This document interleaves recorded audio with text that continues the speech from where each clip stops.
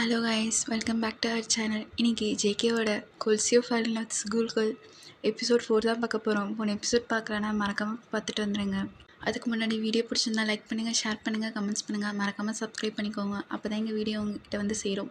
போன எபிசோடில் ஒயன் வந்து ஜேகேக்கு ஃபுட் கொடுத்துட்டு வந்திருப்பாங்க. அப்போ ஜிமின் பார்த்துருப்பாங்க, எங்கே போயிட்டு வந்துன்னு கேட்டிருப்பாரு. ஸோ அதோட ஸ்டாப் பண்ணியிருப்பேன். இந்த எபிசோடில் என்ன நடக்குது வாங்க போய் பார்க்கலாம். ஸோ ஸ்டார்டிங் சீன்லேயே ஜிமின் தான் கேட்டுட்ருக்காரு, எங்கே போனேன்னு கேட்டிருக்காரு.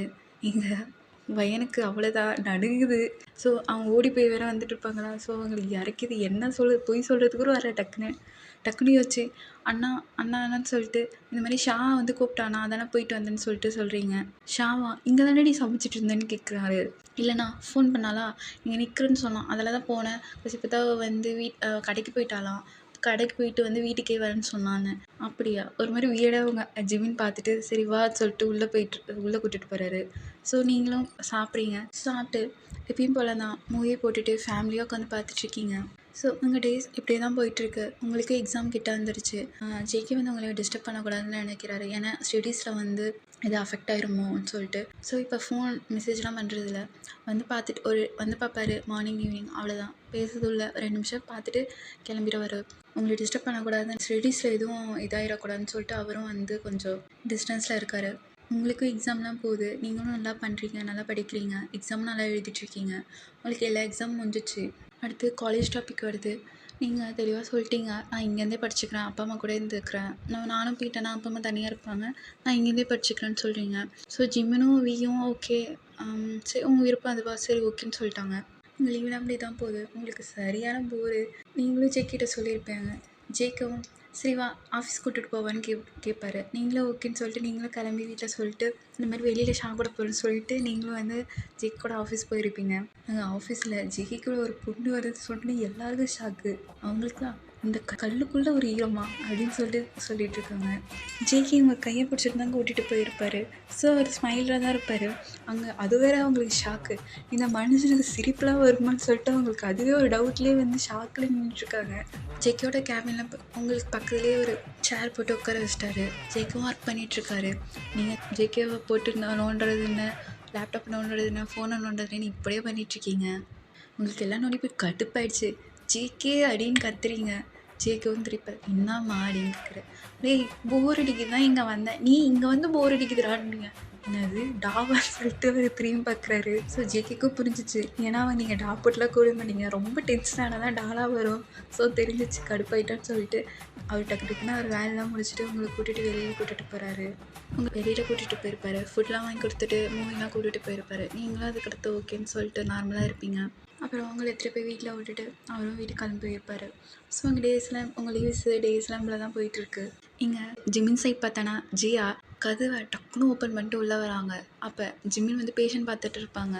ஜியா பார்த்து மறைக்கிறாரு. அப்புறம் பேஷண்ட் அனுப்பிடு. ஜியா எத்தனை தடவை சொல்லியிருக்கேன் இப்படி வரான்னு சொல்லிட்டு, பேஷண்ட் தானே பார்த்துட்ருக்குன்னு சொல்லிட்டு ஜிமின் கத்துறாரு. ஜிமினை பார்த்து ஜிமின் இன்றைக்கி எனக்கு ஒரு முடிவு தெரிஞ்சாகும், நீ என் லவ் அக்செப்ட் பண்ணவே மாட்டியா அப்படின்னு கேட்குறாங்க. ஜிமின் வந்து எனக்கு உன்னை பிடிக்கலன்னு சொல்லிட்டேன் ஜியா அப்படின்னு சொல்கிறாரு. எங்கள் வீட்டில் எனக்கு பிளைண்ட் டேட் அரேஞ்ச் பண்ணியிருக்காங்க. ஸோ வாட்னு சொல்லிட்டு ஜிமின் சொல்கிறாரு. நான் என்ன சொல்கிறது, இத்தனை நாளாக வந்து நீ உன்னை லவ் பண்ணுன்னு சொல்லிட்டு வீட்டில் சொல்லி வச்சுருக்கா.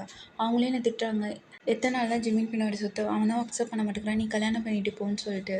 நானும் எத்தனை நாள் தான் அவங்கள கன்வின்ஸ் பண்ண சொல்லிட்டு ஜிமின்கிட்ட சொல்லிட்டுருக்கேன். ஜிமின் கண்டுக்கவே இல்லை. இங்கே ஜிமின் லாஸ்ட்டாக கேட்குறேன், என் லவ்வை அக்செப்ட் பண்ணவே மாட்டியான்னு கேட்குறீங்க. ஜிமின் முடியாதுடின்னு சொல்கிறாரு. நீங்களும் கோவமாக வெளில வந்துட்டீங்க.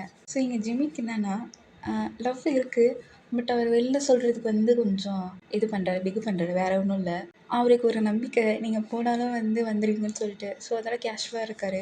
ஆனாலும் உள்ள ஒரு மனசு வந்து இல்லை ஜிமின் அவள் கோவமாக போகிறா சொல்லிட்டு ஒரு மனசு சொல்லுது.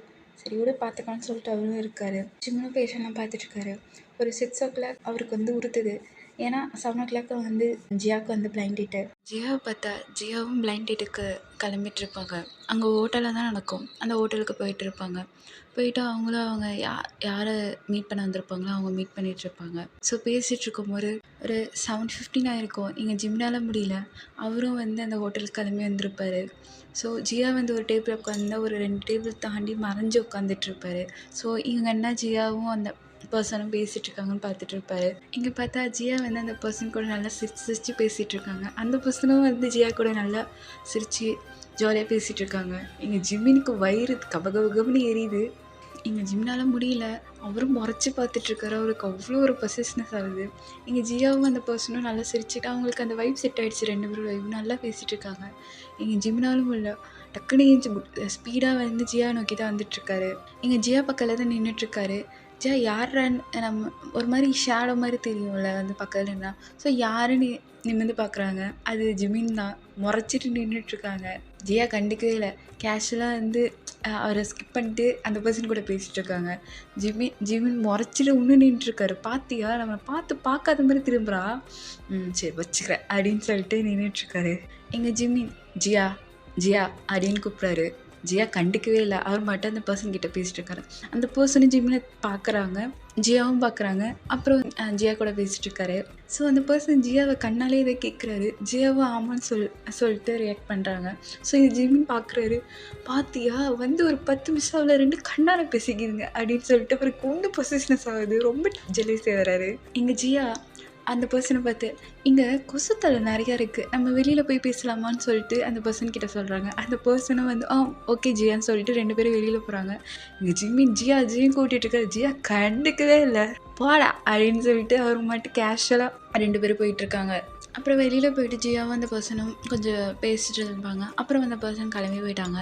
இங்கே ஜிம்மின் தான் பார்த்துட்டே இருந்திருப்பாரு. போய் ஜியா கிட்ட பக்கத்தில் நிற்கிறாரு. ஜியா கிட்ட போயிட்டு ஜிம்மின் என்ன ஜியா பண்ணிகிட்ருக்கன்னு கேட்குறாரு. ஜியா என்ன பண்ணிகிட்ருக்க அப்படின்னு சொல்கிறாங்க. இங்கே ஜிம்மின் என்ன தான் லவ் பண்ணுன்னு சொன்னால் அந்த பையன்கிட்ட நல்லா குழஞ்சு பேசிகிட்ருக்க அப்படின்னு சொல்லிட்டு சொல்கிறாரு. ஜியா வந்து உங்களுக்கு தான் என்ன பிடிக்கலன்னு சொல்லிட்டீங்களே, அதுக்கடுத்து நான் யார்கிட்ட குழஞ்சி பேசினேன், உங்களுக்கு என்ன அப்படின்னு சொல்கிறாங்க. இங்கே ஜிம்மின் உனக்கு அவ்வளோ தூரம் போயிடுச்சா, உனக்கு அவனை தான் பிடிச்சிருக்கா, அப்போ அவனே கட்டிக்கோ அப்படின்னு சொல்லிட்டு மூஞ்சி திருப்பிக்கிறாரு. இங்கே நீங்கள் தான் ஆமாம் நான் அவனை தான் கட்டிக்க போகிறேன், எனக்கு அவனை தான் பிடிச்சிருக்கு சொல்லிட்டு நீங்கள் மட்டும் கிளம்பி போயிட்டு இருக்கீங்க. எங்கள் ஜிம்மினுக்கு செம்ம டென்ஷன் ஆகுது. ஜியா அவங்க கேஷுவலாக போயிட்டாங்க. எங்கள் ஜிம்மின் வந்து நைட்டு ஃபுல்லாக செம்ம கடுப்புறாங்க. அவனை பிடிச்சிருக்கா அவனுக்கு சொல்லிட்டு அவர் மட்டும் புலம்பிகிட்டே இருக்காரு. அவருக்கு தூக்கமே வரல. நல்லா ட்ரிங்க்ஸ் பண்ணிவிட்டு ஒரு மாதிரி புலம்பிட்டுருக்காரு. வருவாள் நாளைக்கு வந்து ஜிம்மினான்னு சொல்லிட்டு வருவாள், அப்போ பார்த்துக்கிறேன்னு சொல்லிட்டு அவர் மட்டும் புலம்பிட்டு தூங்கிட்டாரு. நெக்ஸ்ட் மார்னிங் ஜிம்மினா ஹாஸ்பிட்டல் போயிருப்பாங்க. அவர் வெயிட் பண்ணுறாரு. ஏன்னா ஜியா எப்போயுமே கால் பண்ணி எதாவது டார்ச்சர் பண்ணுவாங்க, இல்லை நேரில் வந்துட்டு எதாவது பேசுவாங்க. ஜிம்னு சொல்லிட்டு சுற்றிட்டே இருப்பாங்க. பட் வரவே இல்லை. ஜிம்னா பார்க்குறாரு, ஜியா காலும் பண்ணல, வரவும் இல்லை. ஸோ இது 1 வீக் ஆகுது. அவரும் வெயிட் பண்ணுறாரு. பட் அந்த 1 வீக்காக நீங்கள் காலும் அவருக்கு பண்ணல, போய் அவரை பார்க்கவும் இல்லை. ஜிம்னால ஏற்றுக்கவே முடியல. ஜிம்னாக்கு சாட்டர்டே தான் வந்து ஒரு இன்ஃபர்மேஷன் வந்திருக்கும். ஜியாவுக்கு வந்து சண்டே வந்து என்கேஜ்மெண்ட் அந்த பர்சன் கூடன்ட்டு. ஜிம்னால டாலரேட்டே பண்ண முடியல. எப்படிடா அப்படின்னு சொல்லிட்டு ஒரு செம்ம டென்ஷனு. நெக்ஸ்ட் மார்னிங் ஜிமினா தான் வந்து எங்கே வந்து ஜியாவுக்கு வந்து என்கேஜ்மெண்ட் நடக்குதோ அங்கே அந்த பிளேஸ் போயிருப்பார். அங்கே ஜியா வந்து மேக்கப் பண்ணிகிட்ருப்பாங்க ரூமில். ஜிமின் கதை தொந்துட்டு உள்ளே போகிறாங்க. ஜியா அங்கே வந்து மேக்கப் பண்ணிகிட்ருக்காங்க. ஜியா நான் உங்ககிட்ட பேசணும்னு சொல்கிறாங்க. ஜியா திரும்பி பார்க்குறாங்க. அது ஜிமின் தான். இங்கே ஜியா நான் கிளம்பிட்டுருக்கேன் ஜிமின், என்கேஜ்மெண்ட் முடிச்சுட்டு உங்ககிட்ட பேசுகிறேன்னு சொல்லிட்டு சொல்கிறாங்க. இங்கே ஜிமின் உங்ககிட்ட பேசி ஆகணும் ஜியான்னு சொல்லிட்டு டென்ஷனாக சொல்கிறாரு. இங்கே ஜியா லாங் ப்ரீத் எடுத்துகிட்டு ஜிம்னே திரும்பி பார்க்குறாரு. ஜிம்னு ஜியா தான் பார்த்துட்ருக்காங்க முறைச்சி. ஸோ எல்லோரையும் வெளில போய் சொல்லிட்டு இங்கே ஜிம்மினும் ஜியாவை தான் நின்றுட்டுருக்காங்க. ஜியா பார்த்து கேட்குறாரு, நீ என்கேஜ்மெண்ட் பண்ணிக்க போறியான்ட்டு. இங்கே ஜியா பார்த்தா எப்படி தெரியுது, நான் ஓகே சொல்லாமல் தான் இங்கே என்கேஜ்மெண்ட் நடக்க போதான்னு சொல்கிறாங்க. இங்கே ஜிமின் அந்த பையனை பிடிச்சிருக்கான்னு கேட்குறாரு. எனக்கு பிடிச்சிருந்தா பிடிக்கலன்னா உனக்கு என்ன ஜிமின், நீ தான் என்ன பிடிக்கலன்னு சொல்லிட்டல, எனக்கு யாரை பிடிச்சா உனக்கு என்ன அப்படின்னு சொல்லிட்டு சொல்கிறாங்க. இங்கே ஜிமின் நீ அந்த பர்சனை கல்யாணம் பண்ணிக்கூடாது அப்படின்னு சொல்கிறாரு. ஜியாவுக்கு ஒன்றும் புரியல. ஏன் பண்ணிக்கூடாதுன்னு கேட்குறா. பண்ணிக்கூடாது ஏன் பண்ணிக்கூடாது அதை சொல்லு அப்படின்னு சொல்லிட்டு ஜியா கத்துறாங்க. ஏன்னா எனக்கு உன்னை பிடிச்சிருக்குன்னு சொல்கிறாங்க. நீங்கள் ஜியா ஓ இப்போ தான் உனக்கு பிடிச்சிருக்கா, இத்தனை நாள் முன்னாடி சுற்றிட்டு இருந்தேன், அப்போல்லாம் எனக்கு என்ன உனக்கு கண்ணுக்கு தெரியல, இப்போ உனக்கு பிடிச்சிருக்கா, ஏன் பிடிச்சிருக்கு அப்படின்னு கேட்குறாங்க. நீங்கள் ஜிம்மி ஏன் பிடிச்சிருக்கா எனக்கு தெரியாது, உனக்கு எனக்கு பிடிக்கும் அப்படின்னு சொல்லிட்டு சொல்கிறாங்க. இங்கே ஜியா என்னால் வந்து நான் லவ் பண்ண முடியாது, எனக்கு அவனை தான் பிடிச்சிருக்கு, நான் அவனே என்கேஜ்மெண்ட் பண்ணிக்கிறேன், உன் பின்னாடி சுற்றினாலும் எனக்கு போதும், அப்படின்னு சொல்லிட்டு அவங்களும் வந்து ஒரு மாதிரி கோவமாக பேசுகிறாங்க. நீ ஃபஸ்ட்டு வெளில போ ஜிம்மி, நான் அவனை தான் கல்யாணம் பண்ணிக்க போகிறேன்னு சொல்லிட்டு அவங்க மாதிரி கிளம்பிட்டுருக்காங்க. இங்கே ஜிமினால முடியல. ஜியா உனக்கு நான் சொல்கிறது புரியுதா இல்லையா, நான் அவனை லவ் பண்ணேன்னு சொல்கிறேன் அப்படின்னு சொல்லி ஜிமின் சொல்கிறாரு. ஜியா காதலே வாங்கலாம், அவங்க மட்டும் கிளம்பிட்டுருக்காங்க. இங்கே ஜிமினும் ஜியா கிட்ட சொல்கிறாங்க, ஜியா சாரி ஜியா, நான் பண்ணது தானே நீ இப்படி பண்ணுற, சாரி ஜியா, நான் உண்மையாக உன்னை லவ் பண்ணேன் ஜியா, நீ அந்த பையனை என்கேஜ்மெண்ட் பண்ணிக்காது ஜியா, சாரி ஜியா சாரி ஜியான்னு சொல்லிட்டு ஜிம்மி ரொம்ப கெஞ்சிடாது. ஜியா கண்டிக்கவே இல்லை, அவங்க மாதிரி கேஷுவலாக கிளம்பிட்டுருக்காங்க. இங்கே ஜியாவோட ரூமில் தட்டிகிட்டு இருக்காங்க, ஜியா கூப்பிட்றாங்கன்னு சொல்லிட்டு. ஸோ ஜியாவும் கிளம்பிட்டு வெளியில் போகிறாங்க. போய் ஸ்டேஜ் மேலே தான் நின்றுட்டுருக்காங்க. ஸோ அவங்க ஸ்டேஜில் வந்து பேயெல்லாம் வாசிச்சுட்டு இருக்காங்க. ஸோ அப்புறமா பொண்ணு மாப்பிள்ளையும் எங்கேஜ்மெண்ட் ரிங் மாற்றிக்கோங்கன்னு சொல்லிட்டு சொல்கிறாங்க. ஸோ ஜியாவும் ரிங் வச்சுருக்காங்க. அந்த பர்சன் ரிங் வச்சுட்டு பார்த்துட்ருக்காங்க. இங்கே ஜிம்மாலும் முல்ல ஜிம்மின் அவருக்கு கண்ணெல்லாம் ஒரு மாதிரி கலங்குது. அவருக்கு இப்போ தான் புரியுது எவ்வளோ ஜியாவை லவ் பண்ணுறாங்கன்னு சொல்லிட்டு. அவரால் பார்க்கவே முடியல, அவருக்கு அவ்வளோ கஷ்டமாக இருக்குது. ஸோ அவருக்கு புரியுது ஜியா அவ்வளோ கோபமாக இருக்காங்க. ஏன்னா அவ்வளோ பின்னாடி சுற்றிருப்பாங்க, இவர் கண்டுக்கே இருந்திருக்க மாட்டார். பட் இப்போ புரியுது ஒரு பர்சன் எவ்வளோ லவ் பண்ணிட்டு அவங்க கண்டுக்கலைன்னா எவ்வளோ ஹர்ட் ஆகும்னு சொல்லிட்டு இப்போ தான் அவருக்கு புரியுது. ஐஸில் டியூஸோடு பார்த்துட்ருக்காரு.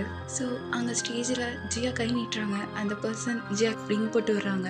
ஸோ அந்த பர்சன் கை நீட்டுறாங்க. ஜியாவும் அந்த பர்சனுக்கு ரிங் போட்டு விட்டாங்க. அவங்க 2 பேருக்கு எங்கேஜ்மெண்ட் ஆகிடுச்சு.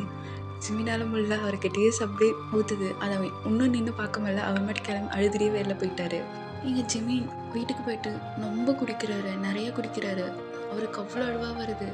அவருக்கு புரியுது ஜியா ஒரு கோவத்தில் தான் இதெல்லாம் பண்ணிகிட்ருக்காங்கன்னு சொல்லிட்டு. அவருக்கு என்ன பண்ணுறேன்னே தெரியல, அழுதுனே படுத்துட்ருக்காரு. ஸோ இப்படியே டேஸ் போகுது. இன்னும் ஜியாவுக்கு 2 வீக்ஸில் மேரேஜ். அவருக்கு என்ன பண்ணுறேனே தெரியல. இன்னும் 2 வீக்ஸில் ஜியாவை எப்படியாச்சும் கன்வின்ஸ் பண்ணியிருந்தா அவரே வச்சுட்ருக்காரு. ஸோ அப்படியே டேஸ் போகுது. இங்கே வயன் காலேஜ் சேர்ந்துருப்பாங்க. ஸோ அவங்க டேஸ் ஹாப்பியாக போகுது. சின்ன சின்ன சண்டை, சுற்றுறது, ஜாலியாக போகுது. ரொம்ப வீட்டுக்கு தெரியாமல் சீக்ரெட்டாக தான் பண்ணிகிட்ருக்காங்க. இங்கே வயனும் காலேஜ்லாம் போயிட்டு வந்துட்டுருக்காங்க. வயனுக்கு தெரிய வந்திருக்கும் ஜியாவுக்கு எங்கேஜ்மெண்ட் நடந்திருக்குன்ட்டு. ஸோ ஜிமினும் அவ்வளோ சஃபர் ஆவாங்கன்னு குடிச்சிட்டு இந்த மாதிரி இருக்கான்னு தெரியும். ஸோ ஜியா கிட்டே வயன் பேசியிருப்பாங்க. ஜியா ஒரே வார்த்தைவா, வயன் ஜிமினை பற்றி பேசினா என்கிட்ட பேசான்னு சொல்லிட்டு ஜியாவும் சொல்லிட்டு இருப்பாங்க. வயனாலே எதுவும் சொல்ல முடியல, அவங்களே விட்டுட்டு இருப்பாங்க.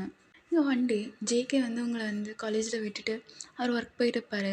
உங்களுக்கு அப்போ கல்ச்சுரல் தான், கிளாஸ்லாம் இருக்காது பெருசாக, நீங்களும் ஷாவும் தான், நீங்கள் மட்டும் சுற்றிட்டுருக்கீங்க, உங்களுக்கு போர் அடிக்குது. சரி ஜேகேவை பார்க்க போகலாம், சொல்லாமல் சர்ப்ரைஸ் பண்ணலான்னு சொல்லிட்டு நீங்களும் வந்து கிளம்பி ஜேகே ஆஃபீஸ் போயிருப்பீங்க. அங்கே எல்லாருக்கும் உங்களுக்கு தெரியலாம். ஸோ எல்லோரும் வந்து பார்க்குறாங்க. நீங்களும் வந்து செக்யூரிட்டி கேட்டுட்டு அவர் மீட்டிங்கில் இருக்கிறான்னு சொல்லுவாங்க பிஏ. நீங்களும் கிட்ட போயிட்டு ரூம் கிட்ட போய் நின்றுட்டுருப்பீங்க. அங்கே உள்ள ஜேகே தான் சரி கத்திட்டுருக்காரு. எல்லாரையும் வச்சுட்டு அவ்வளோ வாங்கிட்டுருக்காரு.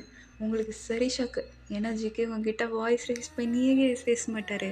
நீங்கள் தப்பே பண்ணாலும் ஏதாவது வந்து சிமிஷம் பண்ணாலும் அவர் லைட்டு செல்லமாக தான் திட்டுவார் தவிர உங்களை திட்டவே மாட்டார். உங்களுக்கு ஜேகேக்கு இவ்வளோ கோவம் வருமா, இவ்வளோ ஆசை பேசுவாரே தெரியாது. நீங்கள் கேள்விப்பட்டிருப்பீங்க, பட் நீங்கள் நேரெல்லாம் பார்த்ததில்ல. அவரும் உங்ககிட்ட அந்த மாதிரி சாஃப்டாக தான் பேசியிருக்கதால உங்களுக்கு தெரியாது. நீங்கள் வெளியில் அந்த ரூம் டோர் கிட்ட வெளில நின்றுட்டு கேட்குறீங்க, அவர் அவ்வளோ திட்டிகிட்ருக்காரு. நீங்கள் ஆத்தாடி இவனுக்கு இவ்வளோ கோவம் வருமா, நம்ம வேற நிறைய சேட் பண்ணி வச்சுருக்கோமே, நம்மக்கிட்ட கோவமே பட மாட்டானேன்னு சொல்லிட்டு யோசிச்சுட்ருக்கீங்க. இங்கே உள்ள ஜேகே சரி கொத்தில் திட்டிகிட்ருக்காரு. நீங்கள் டோரை லைட்டாக ஓப்பன் பண்ணுறீங்க. இங்கே ஜேகே வேற யார் கதவை ஓப்பன் பண்ண சொல்லிட்டு கத்தினே திரும்பி பார்ப்பாரு. நீங்கள் தான் க்யூட்டாக ஸ்மைல் பண்ணிட்டு நின்றுருப்பீங்க.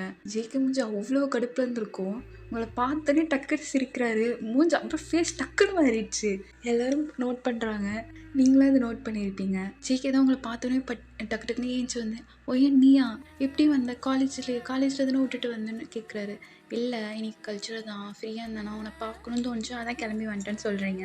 சரிவா நம்ம கேபின் போகலான்னு சொல்லி ஜேகே உங்களை கூட்டிகிட்டு போகிறாரு. கேபின் உள்ள உட்காந்துருக்கீங்க.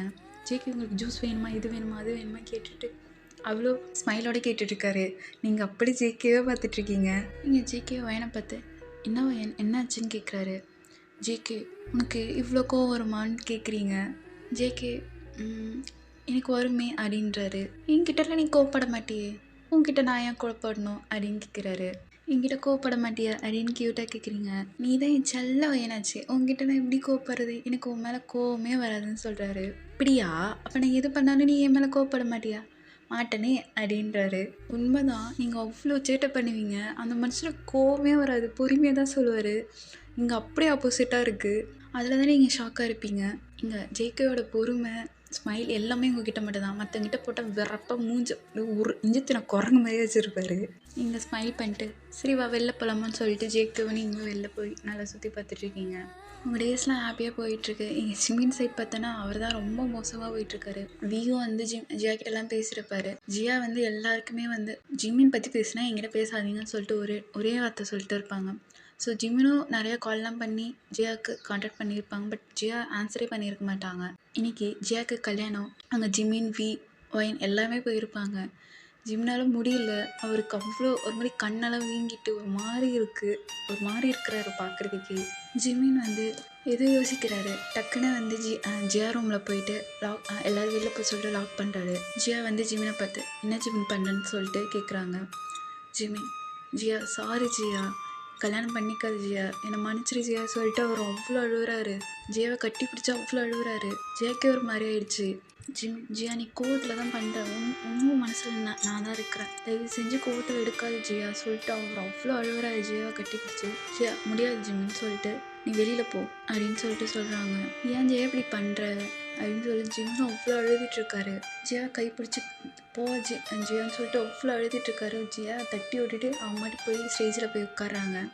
ஜிமின் வந்து பக்கம் உட்காந்துட்டாங்க. வியும் வயனும் வந்து ஜிம்மினை ரொம்ப சமாதானப்படுத்துகிறாங்க. ஜிமின் சமாதானமாக இல்லை. ஜியா பார்த்தா அழுதுட்டுருக்காரு. அவருக்கு கண்ணு தண்ணிட்டோம் போயிட்டே இருக்குது.